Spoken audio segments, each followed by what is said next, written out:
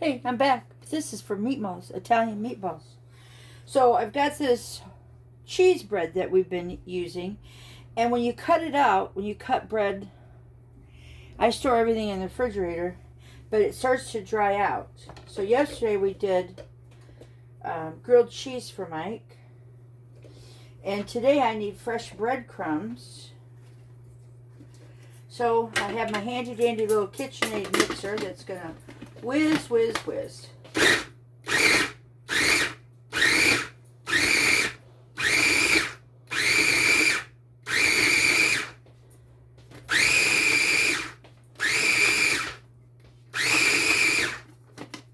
Alright, so there was 2 pieces of bread, diced and whizzed up. You can see that. Store it back in the same bag.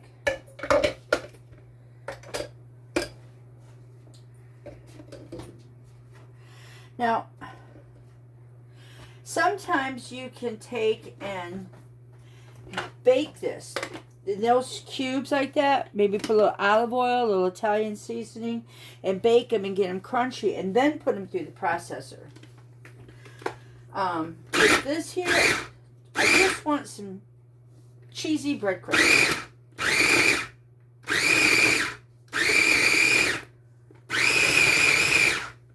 I got this little guy off of QVC.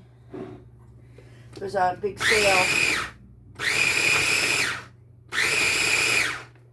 If you can buy one of these little KitchenAids, these are nice.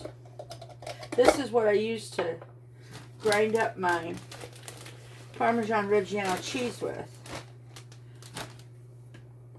Which, I'm not going to wash this because I've got more Parmesan Reggiano cheese I'm going to have to cut, because this recipe calls for 1/2 cup of freshly ground Parmesan Reggiano cheese, and I think that's going to be it. So I'm going to have to get my others out here. So, anyhow, now we got Italian meatball sandwiches on page 513 of the Joy of Cooking cookbook. We have ground beef, garlic, parsley, Parmesan, 1/2 cup, medium onion finely chopped, and my onion is kind of big, and I need no onion in my Mediterranean white bean soup, but I might sneak some in. Fresh breadcrumbs, large egg. This calls for 2 tablespoons of dry red wine. I don't have dry red wine, but I do have white wine vinegar, so I'm not too sure what I'm going to do there.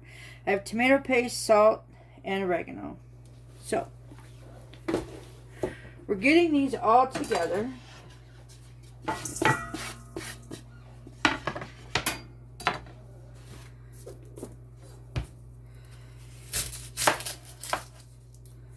This is my onion. You know what? Instead of medium onion,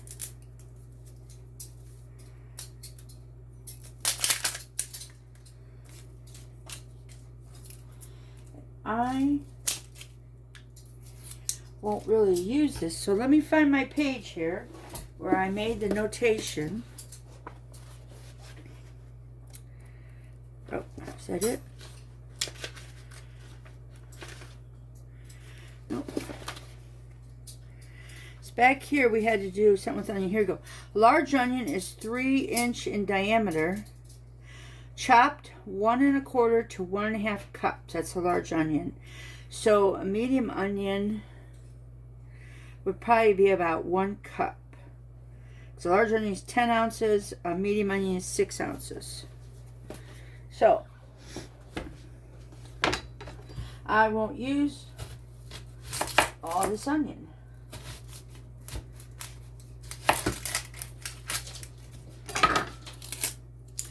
I'll only use that.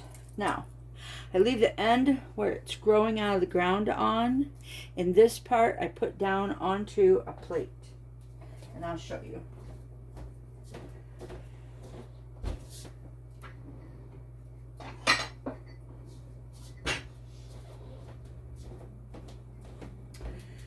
As long as it's an even cut, then you put it down and you stick it in the refrigerator, and it does not smell, and then you can use this onion for probably another week or two.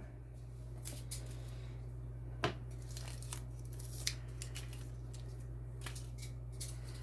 don't like the outside of that onion. It's kind of yucky.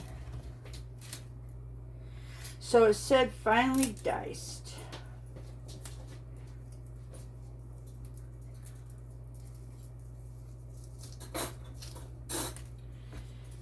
Go. I think it was on Amazon, where you stick it over your finger and it's all silver.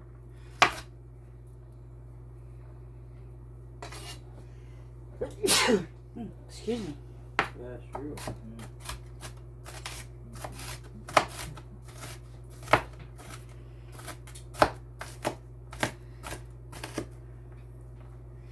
Anyways, you could use it to slice like this, but it protects your fingers.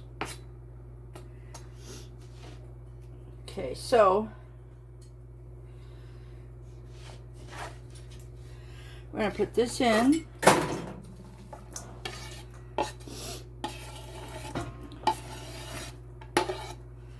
Okay, here we go. All right. Put our half cup of this in.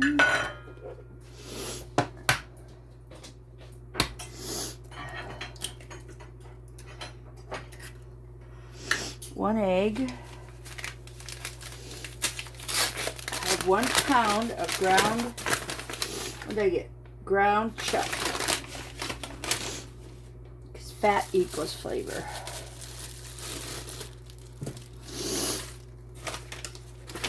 This all out of the way. Can't see when I didn't move it.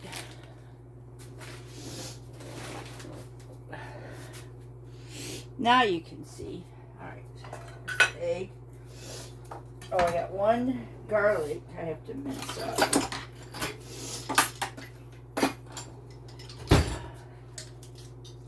Put them in my handy dandy little mixer.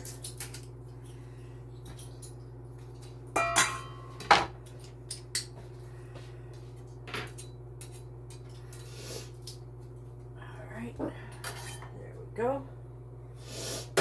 Okay, so now we got that. And we got 1 garlic clove minced, half a cup of chopped parsley. I just have dried parsley.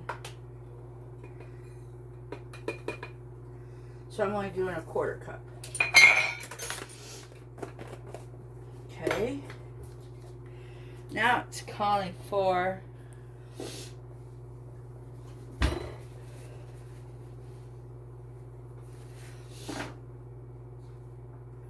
got the Parmesan in there, the onion, half a cup of breadcrumbs.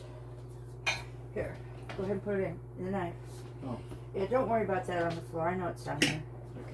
Okay. So now I got fresh breadcrumbs. There we go. That was a half a cup because I have a 1/4 cup that I used.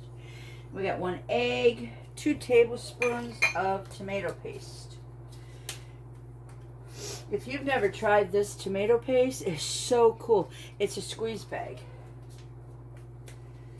It's double concentrated. It's really rich. That's probably 1 tablespoon. 2 tablespoons. Then you just store it in the refrigerator. Isn't that cool? I think it's pretty cool. Okay, so now we got to put in a teaspoon of salt.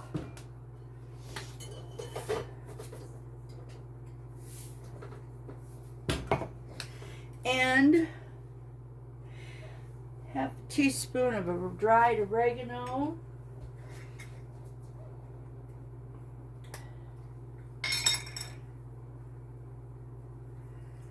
A little more for extra.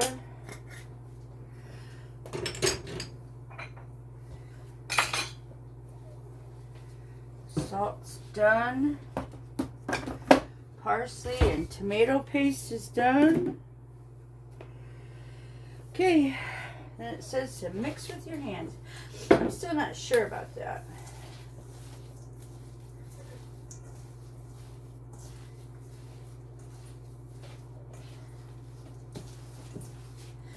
I'm only mixing with one hand in case I have to do something. I have at least a clean hand. Although with Mike in the background, I have two clean hands. Yeah. So I can go, oh no, I forgot this.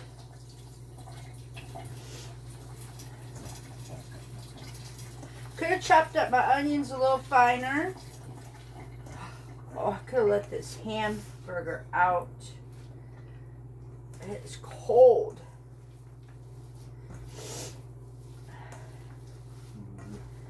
Yeah. It's cold. Yeah.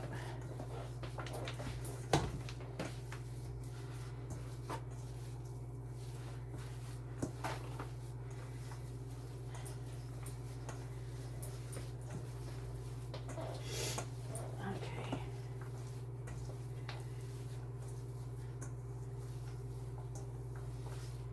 There we go. Now I'll go clean my hand. Okay, so now we're doing the meatballs.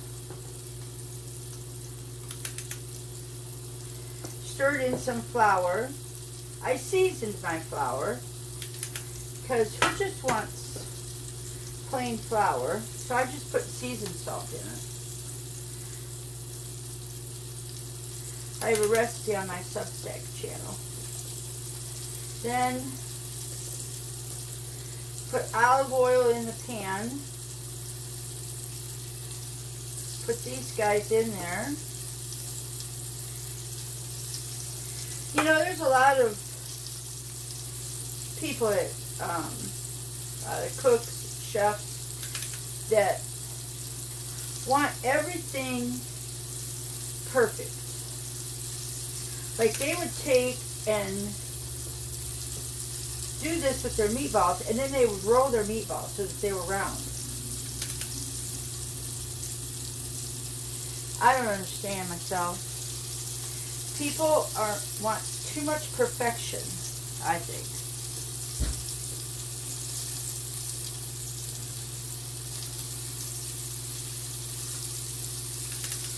In everything.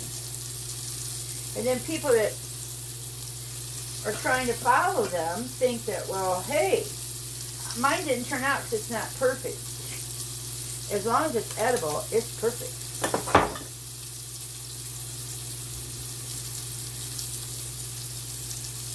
We're not professional chefs where we're getting $10 for a frickin' meatball.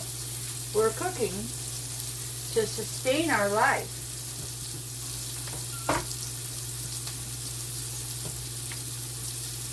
So, that's my thoughts.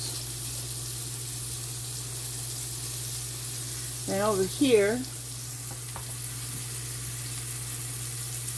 oh yeah, the meatballs are right there. Of course, the flame is up way too high as usual.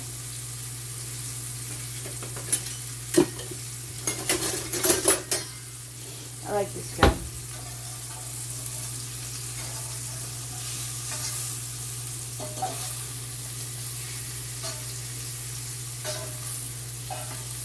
Oh, nice and brown. Okay, that's not working. Sometimes tools will not work, but you want to work. That's why you have to have different sets of tools.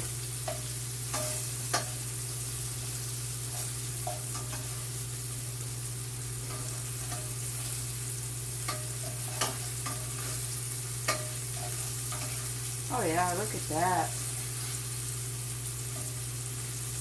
That's nice. Now,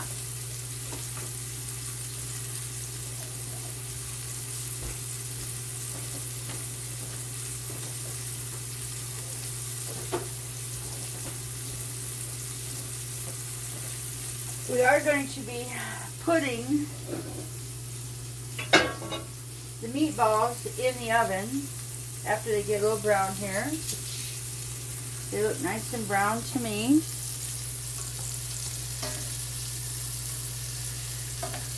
So I have this really nice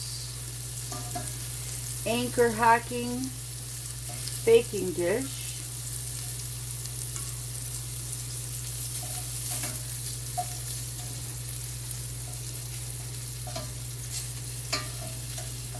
I will put the meatballs in. We're just kind of like browning them up here. I just prefer putting all my meatballs in the oven, but I'm trying to follow the recipe as best I can with what I have. Okay, now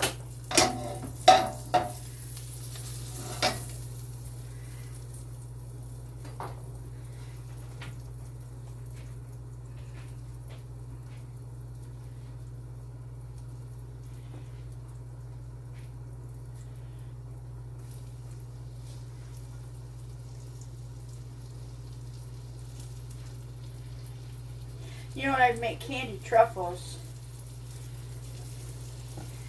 I was always trying to get them perfected, wasn't I? Candied truffles. And perfectly round. And they never turned out perfectly round. So, I started making them any which shape they wanted to be. And I wasn't concerned with it. And you know, they were beautiful, weren't they? They ate the same. They tasted the same. Same thing with these meatballs. Now these are a little bit bigger, which is no big deal, because as you can see, I'm not doing a lot of rounding them up. I'm just basically get it in my hand and squish it. It's not really rounding. I'm not turning them all around. Alright, so I'm all done here. I'm going to clean up and I'll be back. But I can't shut the machine off because my hands are all dirty.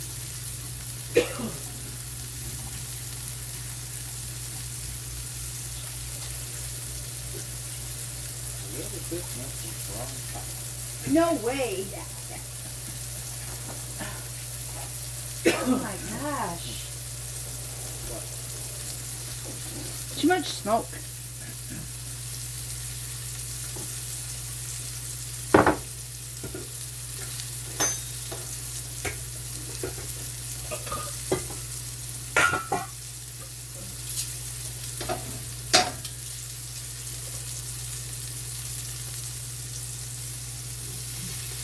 Probably should have cooked it in sunflower oil. Has a higher smoke point.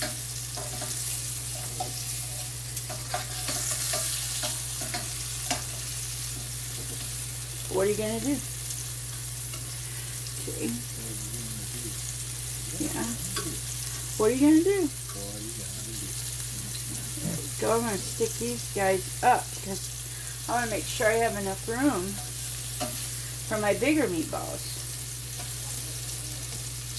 Because we're going to have Mediterranean bean soup with a meatball sub sandwich.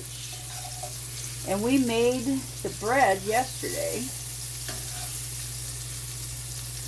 And it is still so squishy.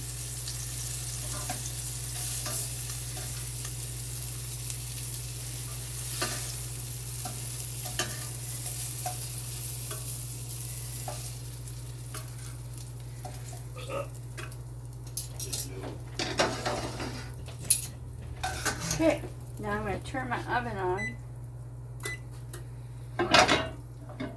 And there's my thing of meatballs. We got 2, 4, 6, 8, 10, 12, 13, 14, 15, 16, 17, 18, 19, 20. 20 meatballs. We can make spaghetti and meatballs. We can make meatball pizza. We can make meatball sandwiches. We can make a lot of stuff. Yeah. Yeah. And here's my bread I made yesterday, which was a Tuscan loaf. Look, it's still so squishy. Squishy, squishy.